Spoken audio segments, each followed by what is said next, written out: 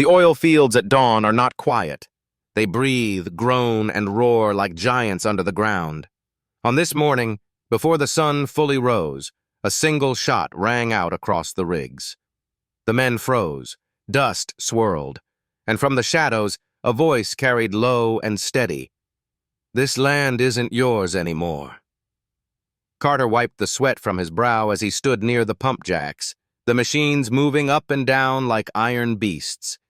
He had worked these fields long enough to know when trouble was coming, and today the air felt charged, like a storm waiting to break. His father's old friend, Sam Elliott's character, leaned against the hood of a battered truck, his weathered face unreadable, but his eyes sharp as barbed wire. "Something's shifting," he muttered, his voice gravel-deep, "and it ain't just the ground." Billy Bob Thornton's Carter nodded slowly. He had fought too long, spilled too much sweat to let someone else claim what his family had built. But there was a new name whispered across the oil fields, one that carried both fear and respect: Cammy. Cammy wasn't born into the oil business. She took it. One deal at a time, one rival at a time, until her influence reached farther than anyone expected. Rumors spread that she was smarter, faster, and more ruthless than the men who had ruled before her.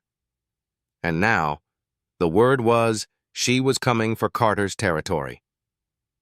That night, Carter walked into a dimly lit bar where the oil workers gathered after their shifts. The jukebox played a slow country tune, glasses clinked, and the smell of smoke hung thick in the air. Sam Elliott was already there, waiting with his hat pulled low. "She's making her move," Sam said without turning his head. "Cammy won't ask." "She'll take Carter," set his jaw. "Then she better be ready for a fight." The bar door creaked open, and every head turned. Cammy herself stepped inside, her boots clicking against the worn wooden floor. She didn't need to announce who she was.